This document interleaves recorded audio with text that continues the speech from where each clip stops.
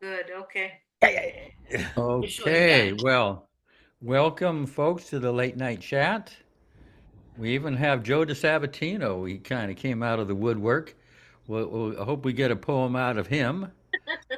How about showing that little email?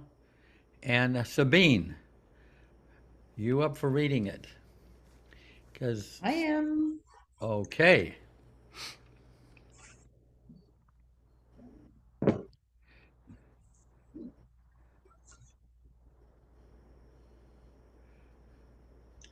Ready to go. It's coming eventually. Okay. I remember Adi saying, "How does an undertaker sign their letterheads, their letters?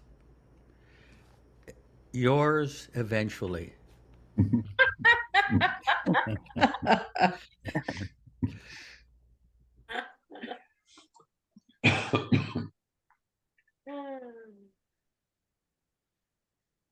Okay. Yeah. I could go into my email. Yeah. Here Oh, it is. here Here it it is. comes. Yeah. I mean, the letter. There it is. Okay, if you can blow it up a little bit there. Wow.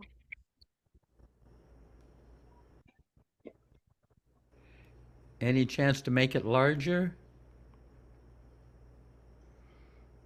How does somebody get on the email list? Oh, It's Paula. Paula Payne. yeah. Um, I I generally refer them to Angela or Jacima. Uh, Angela Chen. Let's see. Does someone have Angela Chen's I'll get it. email that you can put in the chat box? Okay, Oh, Sabine, are I you think able to read that? yeah, I can. Okay, good. Topic, your favorite poems, stories, and quotes. Dear folks of Baba, as a change of pace, I thought it would be engaging and inspiring to share our favorite poems, stories, and quotes. They needn't be just Baba's words, and why what you have chosen is meaningful and impactful to you. What is the context in which this poem, story, or quote has touched your life? Was it life changing? Did it offer an insight that has significantly contributed to a more harmonious inner life? Is it a spiritual affirmation that you return to again and again? The quote, story, or poem needn't be something from the past, but could be something that you've read recently. And it can be something that you yourself have written or felt inspired from Baba to write. So take out those old trunks or search your computer for one of your favorites, something that has served to elevate your spirit over the years and inspired you to persevere in your life with your beloved. I'm a little pencil in the hand of a writing God who is sending a love letter to the world. Mother Teresa. In his love, Jeff. Okay, thank you. Oh, there we have Angela Lee Chen, her email address there, and ask her to be able to get on uh, the list. And J. Sema. Maybe that's more Yeah, direct. and Jay Sema as well. Yeah. Okay. Anybody feel like venturing out with something?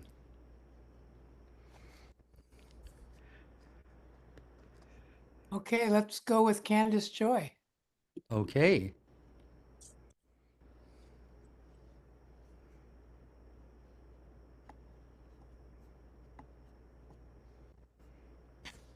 Candace, Huh. you had your hand raised. Well, why don't we go to Ron? Yeah. venturing out. Here's something that came through the Baba Talk listserv 22 years ago. Thought it was worth printing out, but I have not forgotten it. I think of it often. It's titled Guidance. When I meditate on the word guidance, I kept seeing dance at the end of the word. I remember reading that doing God's will is a lot like dancing. When two people try to lead, nothing feels right. The movement doesn't flow with the music, and everything is quite uncomfortable and jerky. When one person realizes and lets the other lead, both bodies begin to flow with the music. One gives gentle cues, perhaps with a nudge to the back, or by pressing lightly in one direction or another. It's as if two become one body, moving beautifully. The dance takes surrender, willingness, and attentiveness from one person, and gentle guidance and skill from the other. My eyes drew back to the word guidance. When I saw G, I thought of God, followed by you and I. God, you and I, dance. God, you and I dance. This statement is what guidance means to me. As I lowered my head, I became willing to trust that I would get guidance about my life. Once again, I became willing to let God lead. Author unknown. Very good. Excellent. Yeah. Yeah, beautiful. I know it's amazing how many beautiful things after centuries and centuries can still be written. And the melodies, all the different melodies on just a few notes. It's that are so infinitely different. Yeah. Okay, anyone else have something that a story or a poem or something that speaks Something to them? additional to the dancing part is that somebody once told me they asked, or someone had asked Erich how to follow Baba, and he said, "Learn to dance." So kind of fits right in. Yeah. Dance to his tune, Yeah. as they say. Okay. Let's go to Joe DeSabatino. Hey, Joe. Hi. Hi, can you hear me? Yep. Hi, Jay Bob, everyone. I just thought I'd share a poem I wrote, and I've always been, like most of us, fascinated by Baba's hands and his gestures. So I was inspired years ago to write this poem in praise of his hands. It's called In His Hands. Baba, it's your hands I love the most. Those finely chiseled fingers, cascading torrents of eloquence. Fervent fingers, bright birds swinging and dancing through the tangled jungles of our ignorance. Your hands so handsome in repose, or strong fingers all aglow, massaging the pain of the world. Or the rivers of grace gliding easily through your open palms into the thirsty hearts of your lovers. The butterfly of my soul alights on your finger, delights in your perfect stillness, lingers. You dip your hands into a river, lift them out, and 1,000 new universes overflow your cupped palm, start to live. And in a high-rise apartment in some distant city, someone is suddenly able to forgive. It's our hands that make our humanity, our fingers, the visible tendrils of our desiring, shaping the world into our likeness. But your hands, God's laughter, Your hands, golden ladles pouring from the bottomless well of infinity. And your hands gather the dumb and scattered stars into twisting spirals of intelligence. He's got the whole wide universe in his hands. He's got our own little Milky Way in his hands.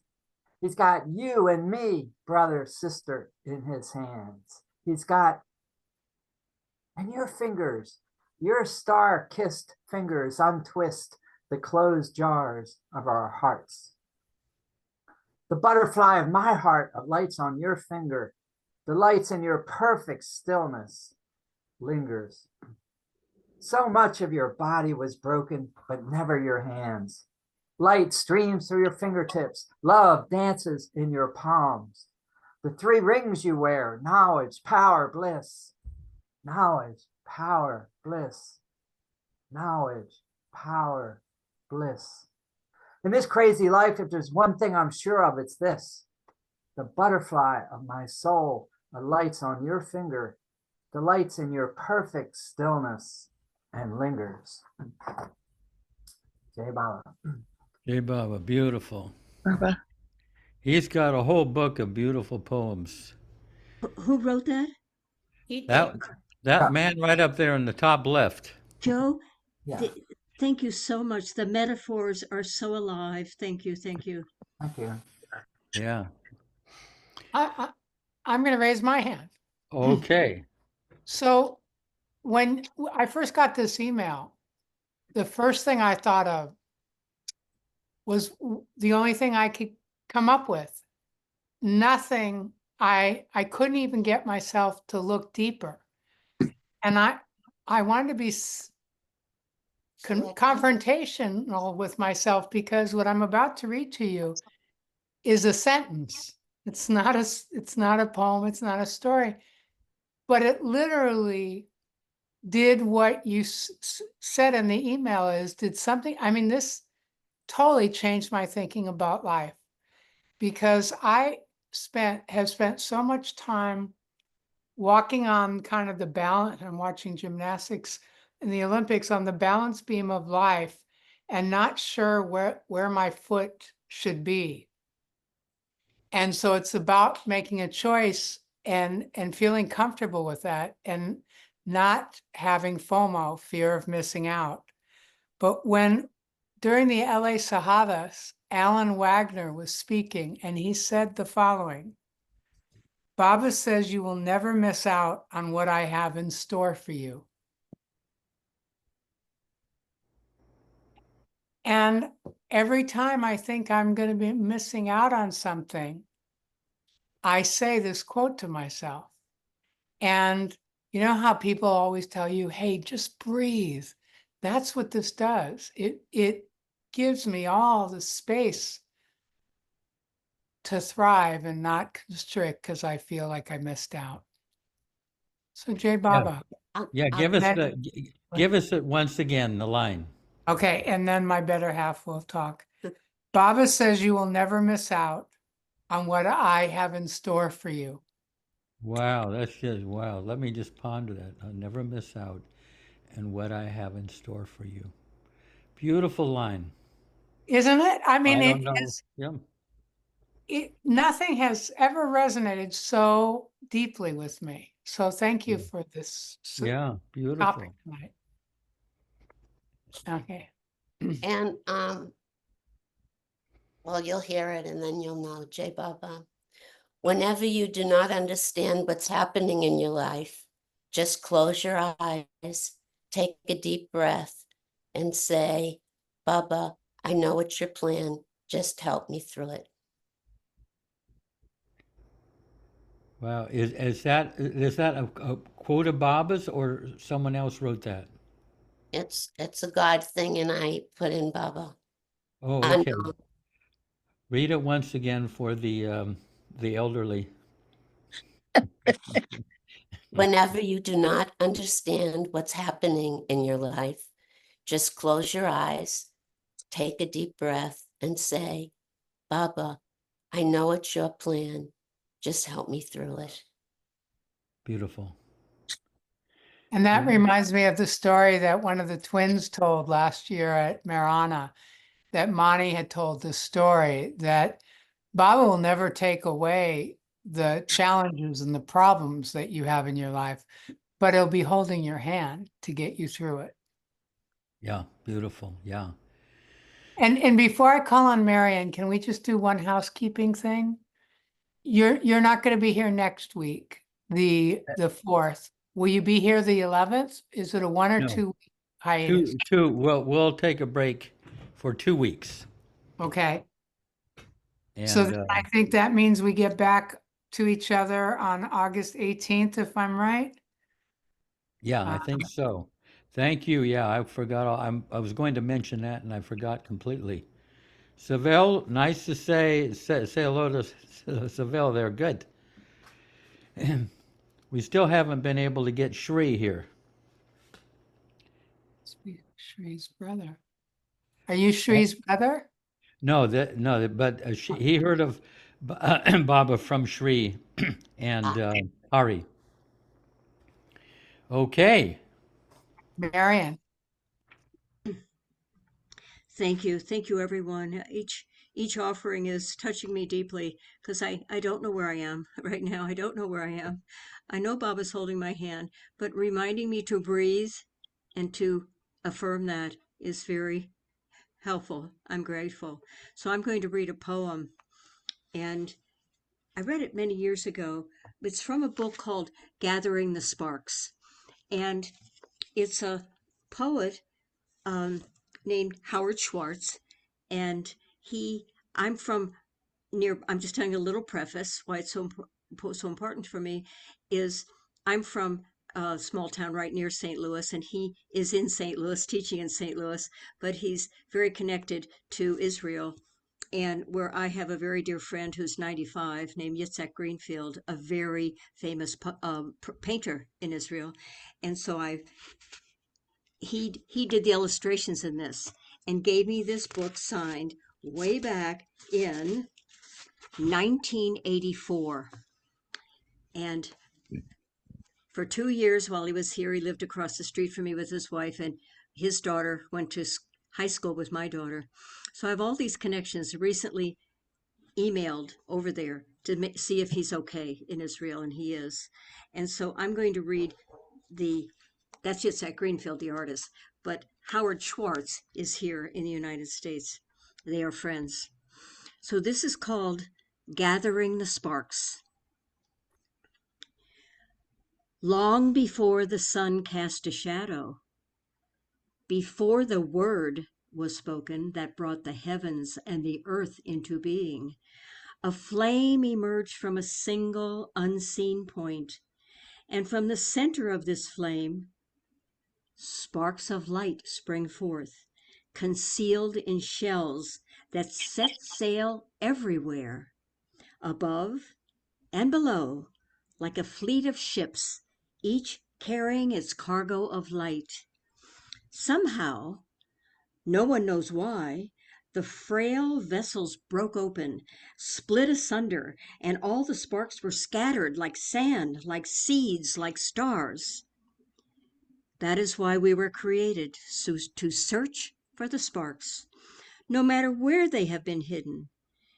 And as each one is revealed, to be consumed in our own fire and reborn out of our own ashes. Someday, when the sparks have been gathered, the vessels will be restored, and the fleet will set sail across another ocean of space, and the word will be spoken again. Jai Baba. Beautiful. Yeah. Lovely. Tony. Yes, hi. I'm going to read two passages from a book called A Course in Miracles. I'll first say the impact this has had on me. In 1994, I was going through the most unfathomable to me experience, and someone told me about this book, and I picked it up, and every place, it's a thick book, and every place I picked it up, Baba was speaking to me directly, and speaking to me with what I needed to understand about what he was doing in my life at that moment. And uh, 5 months later, I happened to be at the center, and I was about to begin the workbook. It's a text in a workbook. And nobody else, Baba lovers, knew about this book, but I felt it was Baba's incognito gift, you know. And I ran into a fellow named Rick Shoy from Oregon, and he was very familiar with it. And he described it, my experience, perfectly. He said, it's as if Baba has said, my child, my lover, you have come to the shore, you've stepped into the ocean, and you've gotten stuck on the rocks. Let me help you. And that's the effect that this book has had. And I'm just going to read the introduction, a brief introduction, and one little section on forgiveness. This is the introduction to the book. It's called, and miracles means love, Baba's love. This is a course in miracles. It is a required course. Only the time you take it is voluntary. Free will does not mean that you can establish the curriculum. It means only that you can elect what you want to take at a given time. The course does not aim at teaching the meaning of love, for that is beyond what can be taught. It does aim, however, at removing the blocks to the awareness of love's presence, which is your natural inheritance. The opposite of love is fear, but what is all-encompassing can have no opposite. This course can therefore be summed up very simply in this way. Nothing real can be threatened. Nothing unreal exists. Herein lies the peace of God. And this is the one section I've picked out, one page called, towards the end, it's called What is Forgiveness? Forgiveness recognizes what you thought your brother did to you has not occurred. It does not pardon sins and make them real. It sees there was no sin, and in that view are all your sins forgiven. What is sin except a false idea about God's Son? Forgiveness merely sees its falsity and therefore lets it go. What then is free to take its place is now the will of God. An unforgiving thought is one which makes a judgment that it will not raise to doubt, although it is not true. The mind is closed and will not be released. The thought protects projection, tightening its chains so that distortions are more veiled and more obscure, less easily accessible to doubt, and further kept from reason. What can come between a fixed projection and the aim that it has chosen as its wanted goal? An unforgiving thought does many things. In frantic action it pursues its goal, twisting and overturning what it sees as interfering with its chosen path. Distortion is its purpose, and the means by which it would accomplish it as well. It sets about its furious attempts to smash reality without concern for anything that would appear to pose a contradiction to its point of view. Forgiveness, on the other hand, is still and quietly does nothing. It offends no aspect of reality, nor seeks to twist it to appearances it likes. It merely looks and waits and judges not. He who would not forgive must judge, for he must justify his failure to forgive. But he who would forgive himself must learn to welcome truth exactly as it is. Do nothing then, and let forgiveness show you what to do, through him who is your guide, your savior, and protector, strong in hope and certain of your ultimate success. He has forgiven you already, for such is his function given him by God. Now must you share his function and forgive whom he has saved, whose sinlessness he sees, and whom he honors as the Son of God. Jai Baba, thank you. Beautiful. Wow. And that was written up there in the School of Physicians and Surgeons on 168th Street in Manhattan, where Baba had gone years before, after the first accident. It was dictated internally to the atheist teacher at that medical school there. Yeah. And she was like, "What's going on in here? And who are you?" And it basically identified itself as the Christ speaking. Yeah. Very powerful book Yeah. and very helpful, especially in grappling with the the the non-existent but very mischievous ego. Yeah. Beautiful. Mhm. So let's go with Go Hair, who I get to meet on Saturday. Oh, thank you. Well, it Looking might be her forward. twin sister. You never know. That's right. That's right. Anyway, Jai Baba folks, I would like to share a poem by the ancient Sufi poet Jalaluddin Rumi. And this poem has really touched my heart in a big way. It's entitled Unfolding the Rose. It is only a tiny rosebud, a flower of God's design, but I cannot unfold the petals with these clumsy hands of mine. The secret of unfolding flowers is not known to such as I. God opens the flower so sweetly when in my hands they fade and die. If I cannot unfold a rosebud, this flower of God's design, then how can I think I have wisdom to unfold this life of mine? So I'll trust in Him for His leading. Each moment of every day, I will look to Him for His guidance each step of the pilgrim way. The pathway that lies before me, only my Heavenly Father knows. I'll trust Him to unfold the moments just as He unfolds the rose. Jai Baba. Beautiful. Yeah, Baba. Thank you. I know. Ah, looks like a hand is up. Who's? Paula, Okay. Oh, a real hand. a real Yeah, a hand. real hand because I can't find the thing on my screen Okay. on my phone that puts your hand up. Go So, for it. but I just have to go to I'm for 1 second I am here. I just have to go to Facebook and find it right here what I'm going to read, and it's right here. Oh God, I'm sorry. See, that's I knew that's going to happen. Okay, it will take a second. Oh no. Maybe I can work on it. Yeah, work Fine. on it. We'll come back to you Yeah, come back. immediately. Okay. I'm going to read one thing that someone sent in. It's a beautiful poem. I mean, a beautiful writing from Baba. I enjoy and suffer through you. Baba says, these are Baba's words. One of you said, Baba, I am doing my duty honestly, yet I am not happy. Who is to be blamed for this? Does God take advantage of my weakness? I am happy with your frankness, but you have yet to come to that honesty, which will show you that you cannot blame anyone for your condition. Whatever you want to be, that you become.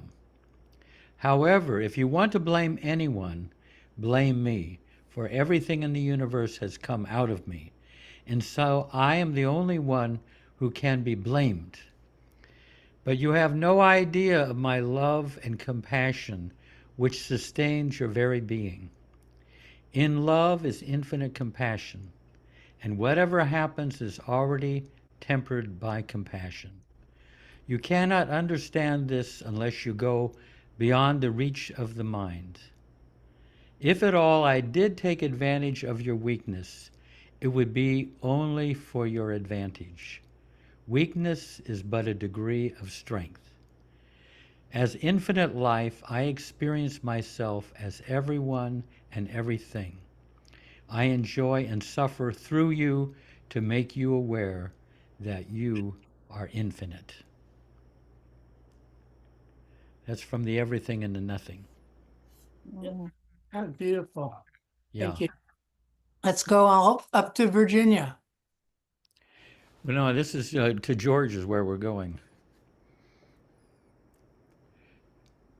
He's making a joke. I know. Pam, are you raising your hand again? Yeah, I am. I found it. Okay. Can you and see then me? we'll go to Then we'll Can go you to see, you, Virginia. can you Yeah. see me? Yeah, Okay. we see you. Yeah. This is a heartfelt poem about overcoming the impact of past traumas, embracing emotional growth, and recognizing the deeper, often unseen aspects of the human experience from The Little Prince. And what exactly is that metaphorical thorn for you?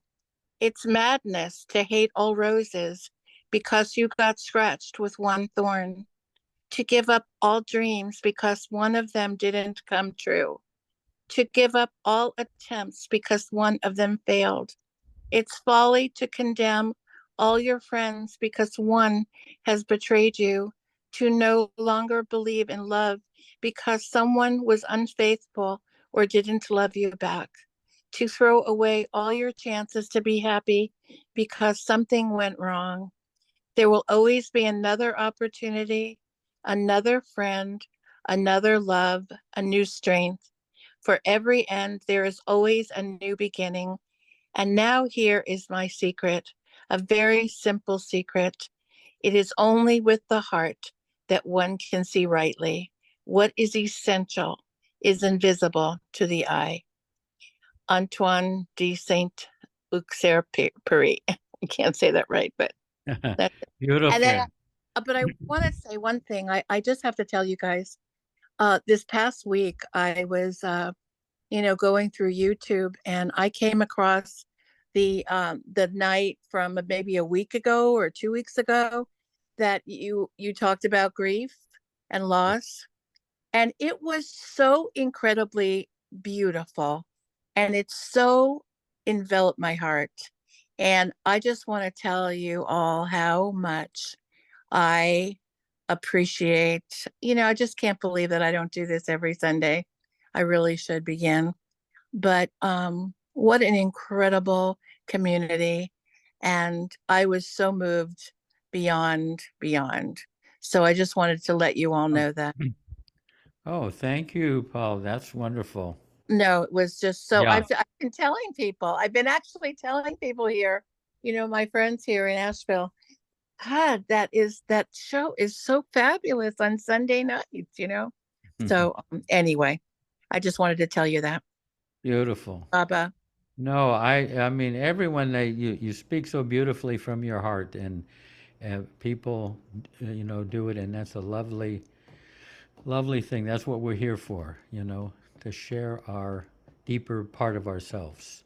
Thank you. Okay. Let's go to Virginia now. Hey, everybody. So Baba's got me in a situation that's got a lot of emotions coming up for me. And a story came to mind as I was sitting here. I was remembering a Zen story where there was a monastery, and the Roshi at the monastery found out that a dear friend of his had died. And he just started wailing and weeping. And one of the students came up to him and said, Roshi, why are you crying? I thought you were a Zen master. I thought you were above all of that. And the Roshi looked at him and said, of course I'm crying. I'm sad.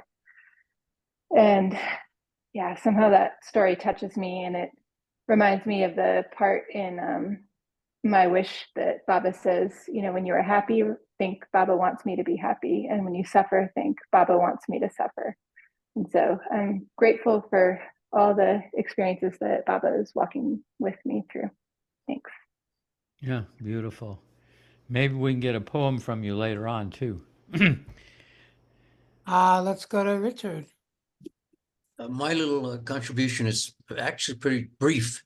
Long ago, it was very difficult. I found myself to not really be a cheerful person, you might say.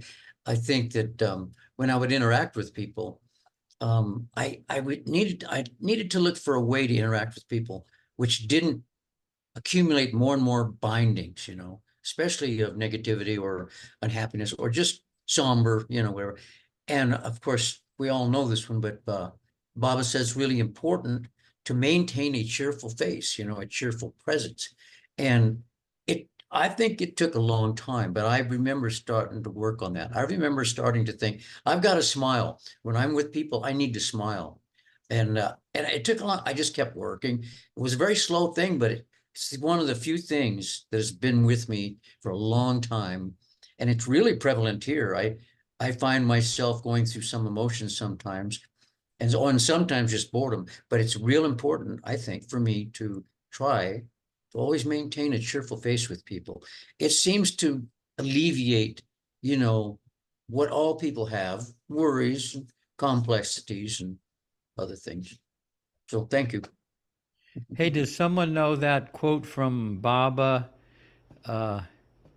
about being, how does that go? I mean, Tony, you know that one, be cheerful in word and deed and in appearance. Most of all, in appearance, it helps others. It is a divine art to look cheerful. It helps others. Yeah. Yeah. It's always good to have somebody that's got a little encyclopedic mind. Let's go to Okay. Benita. Hi, everyone. I joined a bit late, but I heard what Virginia was saying about that story of the Zen master and crying, and it actually linked with a poem that I had written a few months ago that I wanted to share. So, Beautiful. it's a poem that's sort of like, it's basic, it's kind of like it felt like it was my inner child speaking. So like your pure child, Baba self, whatever you want to call it, but I'll read it. So it's called Please Let Me Cry. Please let me cry. I know it's hard to bear, to let these tears fall and not jump for the tissues, to forgo words of comfort like, what's wrong? Let me help you. It'll get better. How bold, how brave to sit, to stay by my side in sacred silence.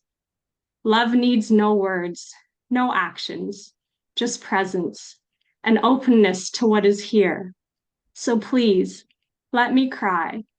For if you jump to advice and solutions, I'm afraid you'll lose me, and I'll lose myself. I'll lose myself in fixing what is not broken, tearing away from that which is already whole. So please, stay with me as the moon stays with the sky and the clouds pass by. Remind me that I'm not wrong, I'm not bad, I'm not broken. Remind me that it's okay to feel what is here, to be held in safety and love. For when you let me feel what my heart is pouring out, there's a magical transformation. Through tears of grief, my heart opens up. Through the silence and sadness, my world expands, and I become the holder and the held. Beautiful. You have to read that again. And so perfectly, just, it goes right along with what Virginia read, Yeah. But read that again. I mean, we all need to hear Yeah, that. and I can't remember what I was going through. I looked back. I wrote it in April, but it was after a meditation I did, and so it was totally Baba just like writing this through me, being like, this is what needed to come out, and this is what I've been longing for, is to just let these tears fall and like be whole with you. And it's only Baba who can be with us in that sacred silence and love. And that's what we're seeking from others. But when we just cry and go within, it's like, oh, Baba's there giving us exactly what we're longing for. But yeah, I'll read it again here. Yeah. Please let me cry. I know it's hard to bear, to let these tears fall and not jump for the tissues, to forego words of comfort like, what's wrong? Let me help you. It'll get better. How bold, how brave to sit, to stay by my side in sacred silence. Love needs no words, no actions, just presence, an openness to what is here. So please let me cry. For if you jump to advice and solutions, I'm afraid you'll lose me, and I'll lose myself. I'll lose myself in fixing what is not broken, tearing away from that which is already whole. So please stay with me as the moon stays with the sky and the clouds pass by. Remind me that I'm not wrong, I'm not bad, I'm not broken. Remind me that it's okay to feel what is here, to be held in safety, in love. For when you let me feel what my heart is pouring out, there's a magical transformation. Through tears of grief, my heart opens up. Through the silence and sadness, my world expands, and I become the holder and the held. Wow. Truly beautiful. Who wrote, where did that come from? You She wrote that? I wrote it, or yeah, Baba wrote it through me. I was the channeler. I'm going to jump in for a moment because I wrote something and I don't consider myself a writer at all. So the fact that I'm actually going to share it out loud to a group of people that it's being recorded, but it's the theme just is speaking to me about what I wrote over a month ago. Who you are matters. Who you are to others matters. We are role models to everyone with whom we meet. We matter to others, which is why this all matters. Mm-hmm. Thank you. Yeah. Jai Baba. Read it once Can you read again. that one more time, please, Diane? I don't think you'll make sense of it yet, but sorry. Who you are matters. Who you are to others matters. We are role models to everyone with whom we meet. We matter to others, which is why this all matters. Beautiful. Thank you. Wow. Okay. Thank you. Thank you. Let's go to Ron. I think what I'm going to read fits right in with that. But I want to say this one thing, because I didn't choose to read this until maybe about half an hour before the meeting. But earlier, right, maybe a couple hours before that, I was thinking about two conversations I had today with two people that I talk with in conversation, maybe more than anybody except for my wife. But both of these people, we tend to be contentious with one another, but it doesn't seem to matter. We seem to be able to do that and still enjoy the company and the conversation. And I was thinking to myself, why is that? I mean, how can I have these people that kind of think very differently than me in some ways, not always by any means, but why do I engage in this? Why do I choose to do it? And I think what I'm going to read here has something to do with it. I think just the exercise of having those conversations is a benefit to both of us and to maybe more than that. And this is what it says in here. The fruits of one's spiritual awakening are a blessing, not only on one's own life, but on the world at large. Every person sows good or bad actions in the soil of his life. And not only does he himself reap the karmic harvest of those actions, but he makes others reap them as well. If a person writes a degrading novel, all who read it reap the evil effects of the author's thoughts. The law of cause and effect operate in even subtler ways as well. The actions of each individual leave electromagnetic etchings in his brain, influencing his future actions. And they also leave vibrational traces in the ether, which register in and influence the minds of others.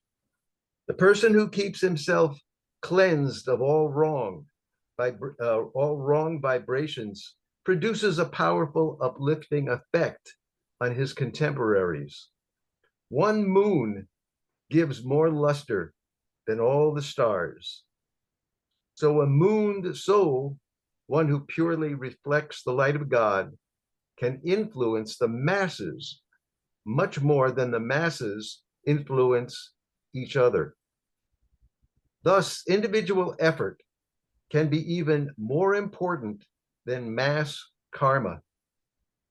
One who in every way tries to uplift himself, harmonizing body, mind, and soul with the divine, creates positive karma, not only in his life, but in his family, neighborhood, country, and world.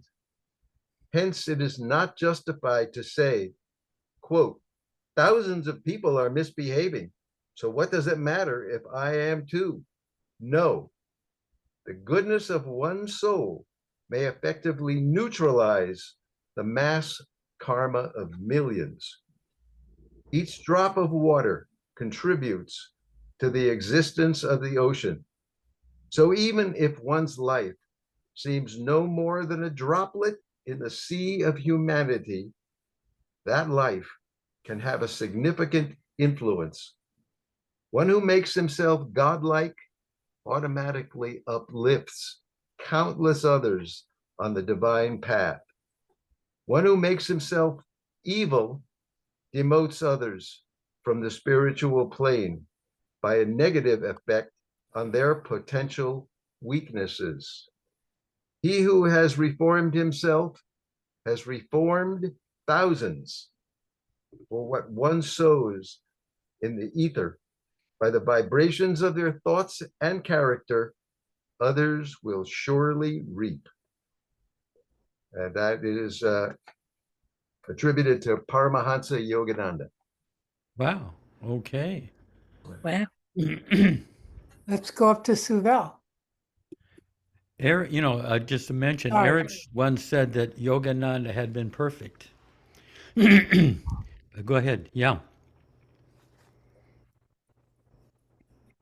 Hey everyone, name's Suvel. Nice to meet you all, Yeah. if I haven't met you before. Just want to start by saying thanks everyone for sharing all the Sure. wonderful quotes. Well, I didn't realize how much I needed to hear some things that I've heard tonight. So I just wanted to share a poem from Hafez. It's like from the book The Gift, translated by Daniel Ladinsky. It's one of my favorites from it. It's titled "Where's the Door to the Tavern?" It's pretty short and sweet. It says, "Where's the door to God?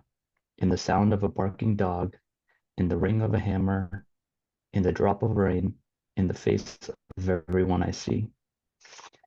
It's so short, but I think it just encapsulates all that we really need to know and remember, like in every part of our lives, where God really is. And just another thing I wanted to share, because it's probably my favorite Baba quote. It's just from his universal message, which I'm sure you guys have all heard, but it's when he says, "I'm the divine beloved who loves you more than you can ever love yourself."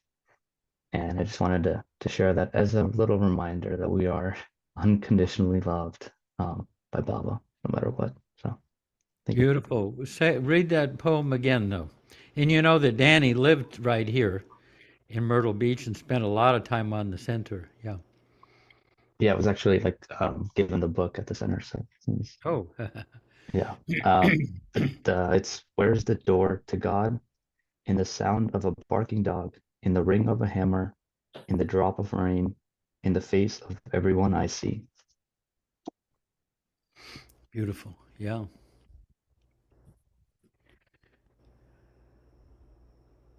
Let's go to Tina. I'm going to say some lines from William Wordsworth that have helped me. "Though nothing can bring back the hour of splendor in the grass, of glory in the flower, we will grieve not, rather find strength in what remains behind." J. Baba. That having been must ever be. Yeah. That was Baba liked Wordsworth a lot. Read that again. "Though nothing can bring back the hour of splendor in the grass, of glory in the flower, we will grieve not, rather find strength in what remains behind. That having been must ever be. I was an English literature major. Okay. Let's go to Bob Yeager. Yes, thank you, everyone. I'd like to share one of my favorite quotes. I keep it stuck to the wall behind my computer screen. And I think it came from The Turning of the Key. Do not worry about your weaknesses. Eventually, they will go. Even if they linger, love will one day consume them. Everything disappears in the ocean of love. Because I love you, you have a pool of love within you. When you feel wretched, when you fall in your weakness, have a dip in that pool of love. Refresh yourself in that pool of my love within you. It is always there. Even if you wash your weaknesses every day in that pool, it will remain clear. Don't worry. Baba loves you. That is what really matters. Jai Baba. Yeah. That's one of those affirmations you can come back to again and again. Yeah, it really it's such a statement of acceptance, Baba's acceptance and love of every one of us Yeah. the way we are. So yeah, thanks. Yeah. You can't pollute the ocean. Well, let's go for you, Jeff. Okay. Well, I had thought of a quote, but then, and I was thinking about that, and then I remembered this story that had a powerful influence in my life. When Baba appeared to me, this is back in the 60s, I had no doubt that he was God, but I was most attracted to Baba, the man, his personality. I wanted to get to know what he was like if I was to be with him and Baba was still on earth. So, and back then there were a lot of people around. This is in New York City who had met Baba. So I was able to get firsthand stories, and they helped give me the feeling of how Baba was with children, how he was with this lady or that man and everything. So I collected as much as I could until who Baba was became more and more filled out and real and fleshed out, you might say. But this is one story that that confirms something I felt deep down about Baba. And in 1970, Sarosh, one of Baba's mandali, one of his early mandali came to New York, and he'd been with Baba since he was 18. He grew up in Ahmednagar. He was Adi's cousin and Khorshid's cousin. And in 1922, I think it was, he went to Manzili Mim. The men walked from Ahmednagar all the way to Bombay, where Baba started his first ashram. And they had a very strict life. This was their early training. But at the end of 9 months, Baba called each one of them to him to determine what they wanted to do from then on. And some of them chose to stay with Baba. Some of them chose to continue with their education. And in the case of Sarosh, he was engaged to be married. And so he asked Baba's permission, and Baba gave the permission. He married Vilu. And then he moved up to Nasik, which I think is about 3 hours north of Ahmednagar. And they began their early married life. He became a franchise of American automobile. I can't remember, might have been Chevrolet. This is 1922 or 23, so it's very early for cars. So years went by, and so he's describing this. This is 55 years ago when he was describing this. And so he after a couple of years, he went to see Baba, and he was in as I pictured it, Bob was in this kind of spacious bungalow, And Bob was in a very good mood, and he was with the men Mandali, and he was interacting with them. And Sarosh came, and Sarosh was like a strong, robust, over 6 feet, very masculine guy. But Baba's there, and he's relating to all these men, but he keeps passing over Sarosh. He'll relate to this one, and he'll skip over and relate to that one, and it goes all afternoon. Baba has not even acknowledged him. And so finally, Sarosh comes weeping before Baba, and he says, Baba, I've been here all afternoon, and you haven't even acknowledged me. And Baba said, now you know how I felt all these years that you haven't come to see me. And Baba said, now look in your heart. He looked in his heart, and he saw Baba in his heart and fainted, and they had to carry him off. But what that meant to me is Baba feels everything that we feel. He's not like over there aloof somewhere. He feels everything that we feel, and even more so. And that had a great impact on me, because I knew whatever I was going through, Baba was a lot right there with me, feeling the same thing. And, and in this case, feeling it even more deeply than Sarosh was. So that had a very powerful influence on who Baba is for me. So, Jai Baba. Jai Baba. Let's go to Marcia. Hi, everyone. I'm reading this is Mayor Baba. Keep me with you. I am nearer to you than your own breath. Remember me and I am with you, and my love will guide you. Your being with me physically is immaterial. It is my being with you that matters, so keep me with you always. You have to love God silently and honestly, even in your everyday life, while it's eating, drinking, talking, and doing all your duties. You can still love God continuously without letting anyone know. Through unfathomable ways, I lead you to liberation. Accept my rhythm, come in tune with it without reservations. My rhythm of truth shall redeem you. It will open your heart. It will give you new love. Meher Baba. I must have really liked it because I put it in this really cool frame. It's got hearts and stars. Yeah. Beautiful quote. Yeah. The black bean corn chips? Yeah. Not corn chips. Someone is there. All right, Oh. let's go to Germany. Was gibt? Good morning.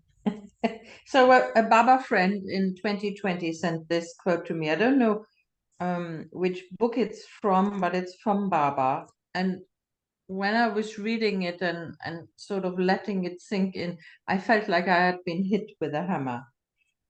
So Baba says, when the intensity of your face in my will reaches its height, you say goodbye to worry forever.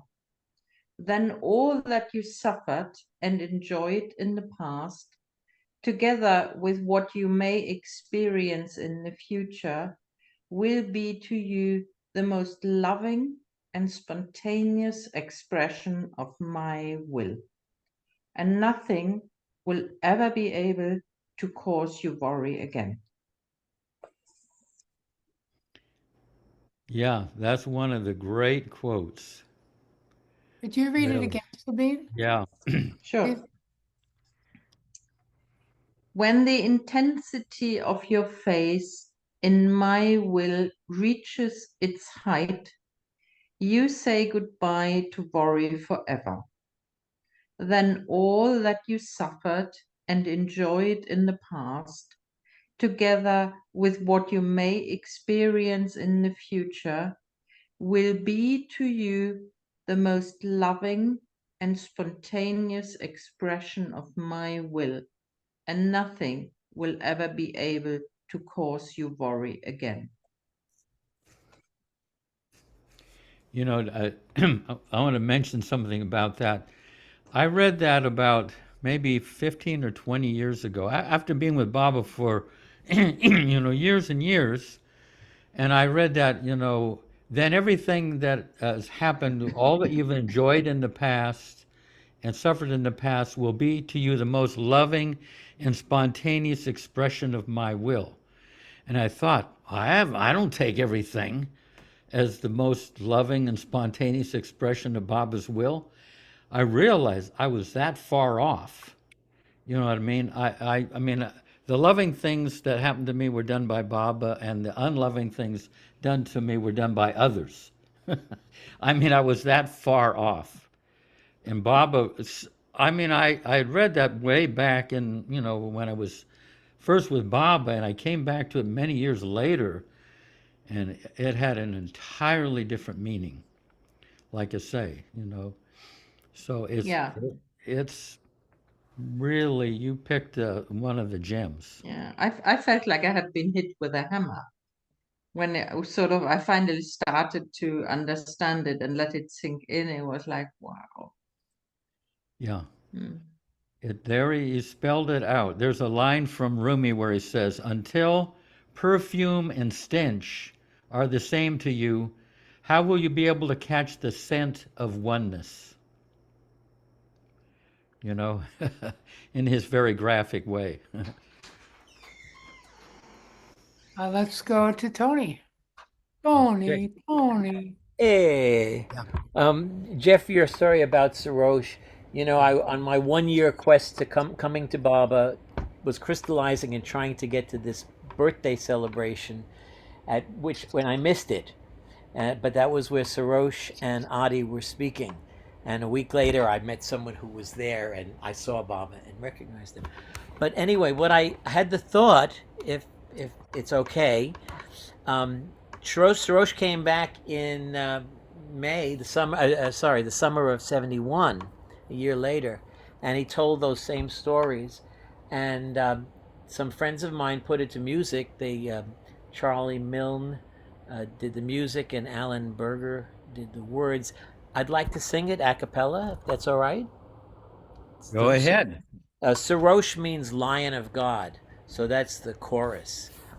Sarosh started out as any young man might. He was finishing school and his future looked bright. Then one day waiting on a train, he had some time to spend.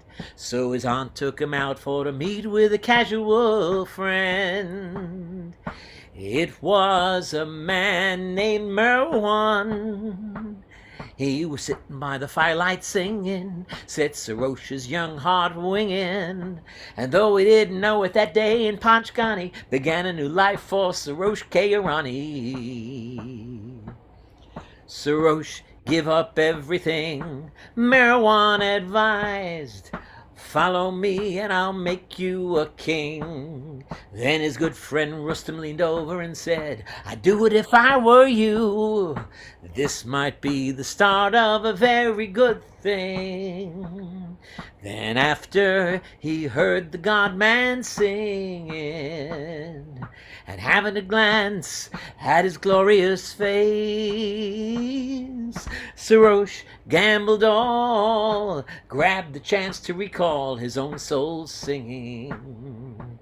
Meher Baba's sweet song, Lion of God, fortunate slave, servant of the God-man for all of his days.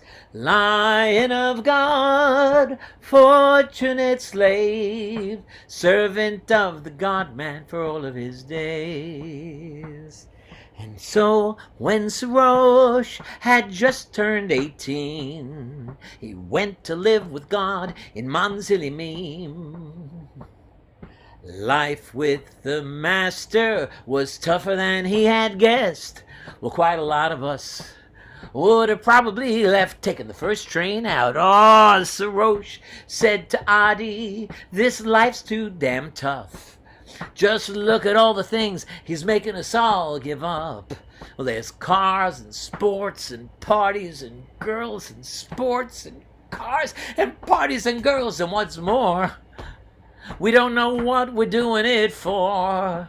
But with Baba's grace, they lasted out the year, though the master boxed many an ear. Many a morning Sarosh was ready to pack up and go, but Baba held his heart on a string and he wouldn't let go. Lion of God, fortunate slave, servant of the God-man for all of his days. Lion of God, fortunate slave, servant of the God-man for all of his days.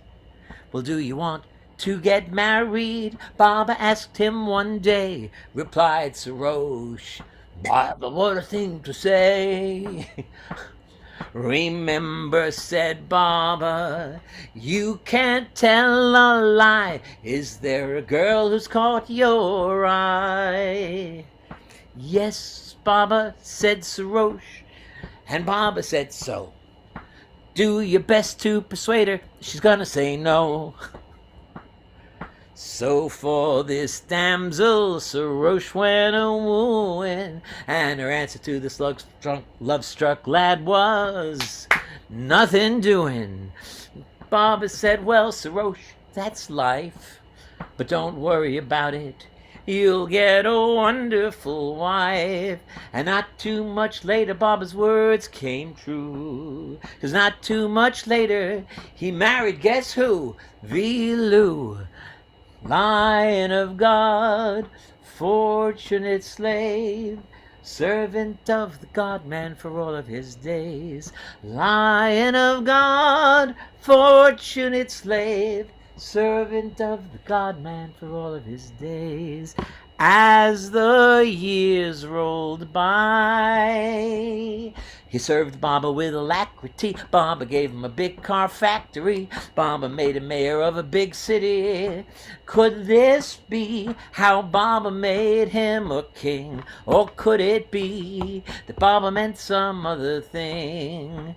Most kings in this world are only kings in part, but Sarosh was a king in the kingdom of heart, and his shining crown was the God-man's love.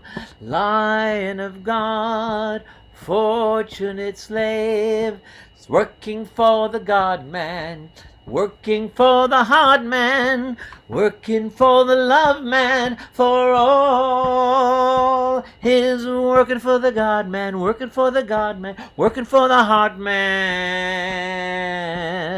for all his days. Wow. That's a lot to remember. I don't know how you do it. Baba said sing. Wow. That was great. Anyone? Just one thing. Sarosh comment about Vilu. The woman that he was wooing, her name was Gulruk, I believe, which means the rose. And he said to us after he told the story, he said, I wanted the rose, but I got the thorn. Yeah, Vilu was a tough character. She was feisty. Yeah, very funny though. Anyone else? Let me just, I want to just check here. Anyone else feel like have something? Let me see if there are any. Deborah sometimes has some nice poetry. Marianne Lewis just raised her hand. Oh, okay, Marion, yeah. Okay. I saved this for now because it's one of my own poems that I composed, one of my very famous poems. You may have heard it, but if not, I'll read it to you. Okay. And what sparked this is a Sufi saying something about when you complete all of your lifetimes of winding and you go to unwinding, it's like being jerked back to God. because you have to go back through them so fast to unwind. So that's what sparked this. Enough, enough. Unwinding is rough. Being jerked back to God, I feel like a fraud. I smile and nod to those I meet and greet, secretly knowing this too is their fate. Eternal bliss, no creation to miss. It was all a joke, mirrors and smoke. Do it once again. That's Enough, enough. Unwinding is rough. Being jerked back to God, I feel like a fraud. I smile and nod to those I meet and greet, secretly knowing this too is their fate. Eternal bliss, no creation to miss. It was all a joke, mirrors and smoke. Hey, I'm going to read. Read now. This is one that these are Baba. I mean, I'm almost 100% certain these are Baba's words, but I'm waiting for the actual confirmation that to find the source of this. But this is. I'll read it, and take it with a slight grain of thought. Grain of what is it? A grain of sand? Grain of salt. So this is about the role of women. And here Baba says, the values of the feminine hold love, tenderness, and service to others. These values cannot be something demanded of women by men for his enjoyment or advantage, but as qualities he must value in her and develop within himself. Women have to be liberated, not in order to become man's imitation or enslaver, but to become something new, something more than she has ever been until now. And in doing so, to inspire men to become more than a man to become more than he has ever thought of being, more than he has ever been willing to become. Her role is to awaken. That sounds familiar, that just to awaken, not to teach, just to awaken. Yeah. Well, we've heard that before. But I mean, to awaken that softer, more loving side. Let's go to Yeah. Marcia and then wrap it up. It's late on this side. I'm reading from Everything and the Nothing, Mayor Baba. And it's about, I'd like to read about 5, but I picked this one. Number 28, page 45, the divine response. The moment you try to understand God rather than love him, you begin to misunderstand him, and your ignorance feeds your ego. Mind cannot reach that which is beyond it. God is infinite and beyond the reach of mind. The divine will that brought forth this infinite illusion expresses itself in all its purity through me to make you turn away from illusion towards God consciousness. Every moment I respond to the whole of creation, my response, being divine, is wholly from love. The many faces of that one response, as you see them, are but the reflections of your many mirrored mind. You view and judge my actions from your level of understanding and attempt to differentiate them in the light of your own limited standards of values. And so you misinterpret the different shades of my response to different people. Being unlimited, I am simultaneously on all levels of consciousness, and as such, in my response, I differentiate one from the other solely in the light of their impressions, sanskaras, or the different states of consciousness that the impression give rise to. Each action of mine is a response in accordance with the necessity of the recipients on various planes of consciousness. And so by its very nature and magnitude, my divine response sometimes appears enigmatic. Do not try with your limited mind to understand the significance of my actions, nor try to imitate them. You must not do what I do, but do what I tell you to do. To try to bring my every action within the orbit of your understanding is but to understand the limitation of your own understanding. At times when I see you confused, I am moved by my compassion and love for you to give an explanation of the reason for a particular action of mine. And so it seems that I am defending my actions by giving explanations for them, and thus is shown your weakness and my strength. But remember that despite my explaining the significance of my actions, they will ever remain beyond the range of your knowing. The utter simplicity of my divine game appears to be highly intricate as soon as you try to understand it through your intellect. So to utter simplicity of my divine game appears to be highly intricate as soon as you try to understand it through your intellect. The more you have of my company and receive of my love with an open heart, the more wholeheartedly you begin to accept me. And the more you see of me, the more convinced you become that you understand me less and less. Exerting yourself to comprehend my divine game through the process of understanding opens up vast fields of speculation in which you wander and arrive sooner or later at a dead end, finding yourself hopelessly lost. If my actions cause confusion, it is because of your lack of complete trust. Therefore, uproot all doubt and remember well that whatever I do is for the best. All my actions are my divine response, born of my divine love. Jai Baba. Baba.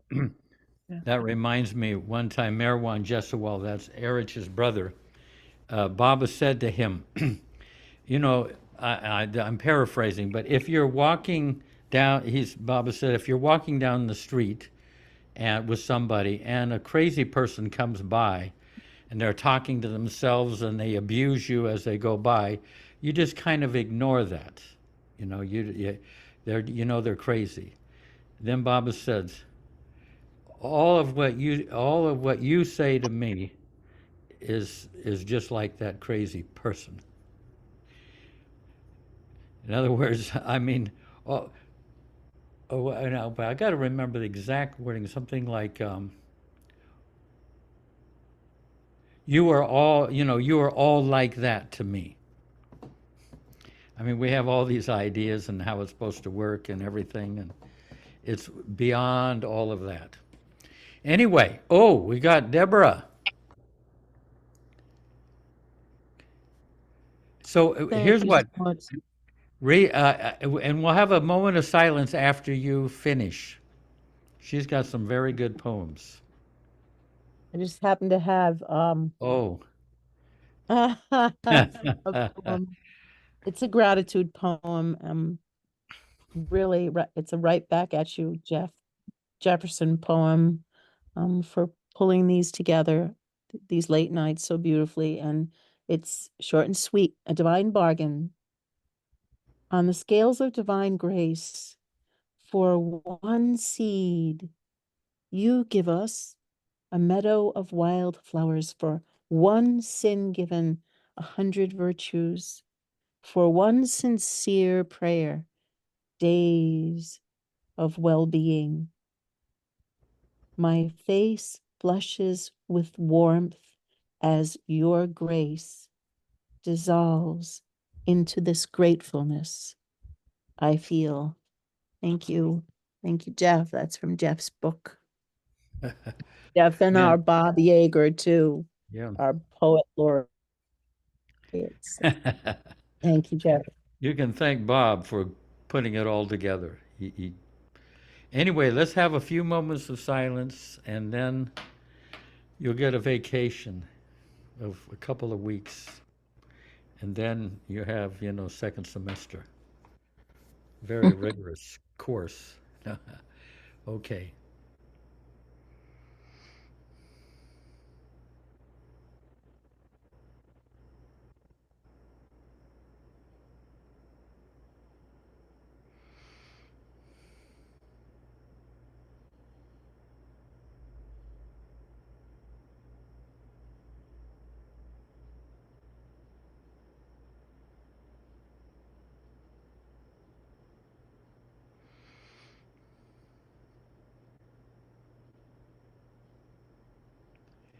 Jai Baba. Jai Baba. And Jai just Baba. to mention, Anita, that I'll be somewhat close to you. I don't know if I'll get over to Nanaimo, but I will be in a nearby island. Yeah, I will enjoy. I mean, is Nanaimo near Victoria? Yeah, it's about like an hour and a bit. But when we went to Galliano, we went to from Salt Spring. We went to Salt Spring Island and from Salt Spring to Galliano. So Uh-huh. yeah. So yeah, so you would have to take a ferry to Salts. Yeah. Yeah. Okay, Yeah. I'll keep that in mind. Yeah. Yeah, but please let me know if it works out. If your sister wants to come, we're here. Yeah. Okay. Yeah. Yeah. All right. What do you, Tony? You got a little song to kind of drift off, and or you just strumming away? I'm just doing a little background music. I was singing along with them. That's all.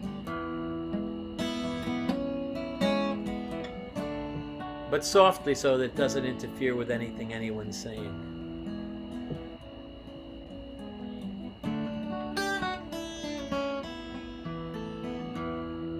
Well, anyway, I guess that's very nice having the music, and thank you all for sharing and all that. And if you have any topics that come up, don't hesitate. Jeff, let me know. when do we get the God realization certificate at the end of your book? Yeah, no, you actually get to become nothing. Oh, forget it. Get it. But it's everything. Oh, yeah. There was Dr. Kenmore. Was one of the Mandali, and he was walking with Erich, and they got on the subject of feeling whole and complete. And they, Erich said that's what they felt. Baba gave them that feeling of wholeness or completeness. And so Harry says, "You mean if a perfect master came by and offered you God realization, would you take it?" And Erich said, "No." What is the state where you are not even tempted by God realization? That is some state. It's worth contemplating. There's Baba gave me the other day. I get these flashes every once in a while, just out in the middle of nowhere, and I was just locking the door of the overnight cabin where I stay, and Baba flashes to me, "The emptiness that I've created in you is greater than all fullness." I mean, it's not a line of mine. The emptiness I've created in you is greater than all fullness. And, I was reminded of Erich saying that you would be tempted by a perfect master, There's something there that Bob is working on. It's well worth it.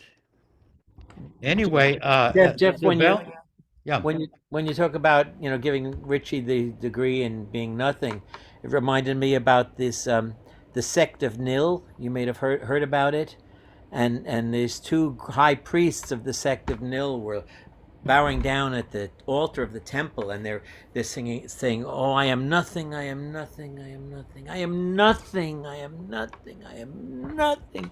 And the janitor is off on the side, and he's watching them, and he's so moved by this. And he goes up quietly to the altar, and he starts to say, "I am nothing, I am nothing, I am nothing." And the first high priest says to the second high priest, "Look who thinks he's nothing." Yeah. Erich like that, like who thinks he's nothing. There's a quote, Sri Nisargadatta. I don't know if anyone's heard it, but it's, "Love says I am everything. Wisdom says I am nothing, and between the two my life flows. Yeah, it's a I love great that. quote. Read that one. This is yeah, this is a great quote. Listen to this again. This is a great Love, saint. Yeah. yeah, love says I am everything. Wisdom says I am nothing. Between the two, my life flows. Yeah. Amazing what these people say, what comes out of them, you know.